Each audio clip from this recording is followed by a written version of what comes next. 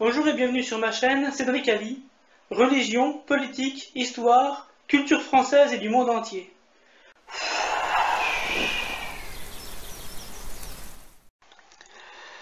L'éphéméride du jour. Le 6 juin 1944, c'est le débarquement des troupes alliées sous tutelle américaine en Normandie. Et c'est aussi l'anniversaire de mon neveu, Jérémy.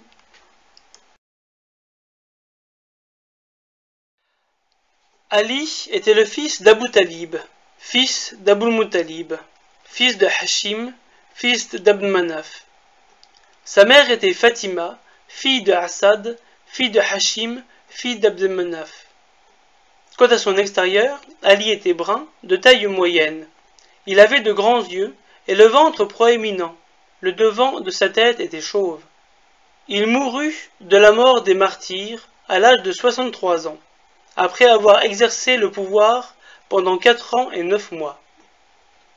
Il avait épousé 9 femmes, aussi longtemps que Fatima, la fille du prophète sallallahu alayhi wa sallam, vécut, elle resta sa seule épouse. Au moment de sa mort, 3 seulement de ses femmes lui étaient restées. Ali eut 15 fils. Fatima, la fille du prophète, lui avait donné Hassan, Hussein et Muhassan. Ce dernier mourut en bas âge. Toutes ces filles d'Ali eurent de nombreux descendants, mais seulement 5 de ses fils perpétuèrent sa race, à savoir Hassan, Hussein, Mohammed, fils de la Hanafite, Abbas et Omar. Ce dernier survécut à ses frères. Il atteignit l'âge de 85 ans. Dans les commencements de l'an 40 de l'Hégire, 3 hommes, à savoir Abdurrahman, fils de Mujam, Borak, fils de Abdallah, et Amr, fils de Bekr, le Témimite, s'entretenaient dans la mosquée de Koufa. Ibn Muljam était d'origine égyptienne. Il avait fait partie du groupe des gens qui était venu à Médine pour tuer Othman ibn Affan, et s'était rendu ensuite à Koufa. Tous 3 professaient la doctrine khadijite, Khawarij. Ils prétendaient qu'il ne fallait pas d'imam sur terre, que personne ne devait juger le jugement de Dieu, que tous les hommes qui n'étaient pas de leur opinion étaient plongés dans l'erreur. Or, ces hommes causaient de la bataille de Nahrewan, plaignaient ceux qui y avaient trouvé la mort et maudissaient Ali, de même que Muawiya et Amrou, fils d'Al-As, comme étant les auteurs de tous ces maux. Enfin, l'un d'eux dit : « Si nous avions seulement des compagnons pour pouvoir les combattre. » Abdurrahman répliqua : « Si nous ne trouvons pas de compagnons, nous pouvons, nous 3, en sacrifiant notre vie à Dieu, tuer ces 3 hommes. Chacun de nous en frappera un. Et si nous sommes pris et mis à mort, nous sommes au moins sûrs d'aller au paradis. » Les autres approuvèrent ce projet. Ibn Muljam s'engagea à tuer Ali, Borak voulut se rendre à Damas pour tuer Muawiya, et Amr dit qu'il irait en Égypte et donnerait la mort à Amrou, fils d'Al-As. Abdurrahman exposa ensuite à ses compagnons de quelle façon il voulait exécuter ce projet. Il se proposait de frapper le calife au moment où il viendrait, à la pointe du jour, présider à la prière. Les 2 autres déclarèrent qu'ils agiraient de même.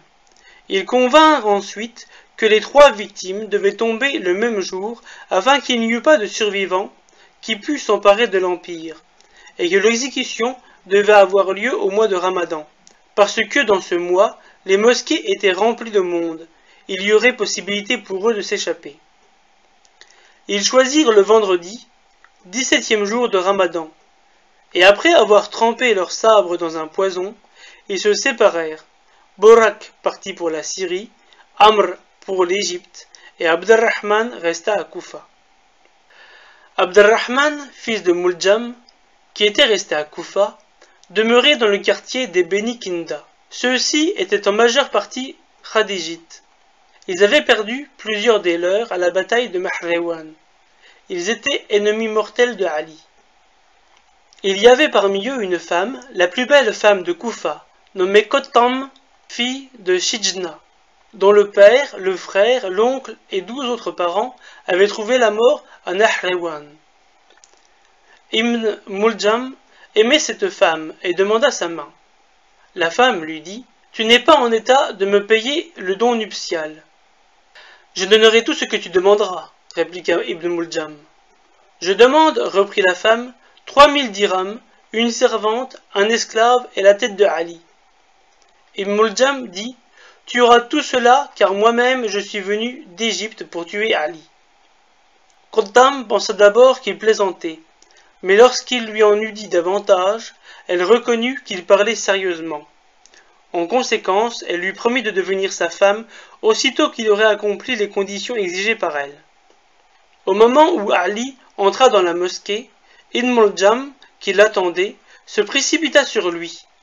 Le coup d'Ibn Muljam atteignit le calife au côté, ou, d'après d'autres traditions, à la tête. Ali s'écria « Saisissez cet homme !» Ali, après avoir été transporté dans sa maison, se fit amener Ibn Muljam et lui demanda quel était le motif de son action. Ibn Muljam répondit « C'est que je considère légalement permis de te tuer à cause du grand nombre de musulmans que tu as fait mourir et à cause du sang innocent que tu as versé. » Le calife dit à Hassan « Tiens cet homme sous bonne garde. Si je guéris de cette blessure, je sais ce que j'aurai à faire avec lui. Si je succombe, fais-le mourir. » Hassan le garda enchaîné dans son appartement. Le lendemain, Kulthum, fille de Ali, se trouva chez Hassan et pleura. En apercevant Ibn Muljam, elle lui dit « Maudit, aujourd'hui le prince des croyants est mieux, et toi plus mal. » Ibn Muljam répliqua « Si ton père est mieux, pourquoi pleures-tu? Ce sabre m'a coûté 1000 dirhams, et j'ai payé 1000 dirhams le poison dans lequel il a été trempé. Celui qui en est frappé ne peut vivre. » Le lendemain du jour où il avait été frappé, le calife fit ses dernières recommandations au peuple et à ses fils. On lui demanda si après sa mort, il fallait proclamer Hassan son successeur. Il répondit « C'est à vous de décider, je ne vous dirai rien à cet égard, je me borne à parler de choses privées. » Il mourut le 3e jour. Hassan et Hussein procédèrent à la lotion funéraire, assistés de Abdallah, fils de Jafar, le frère de Ali.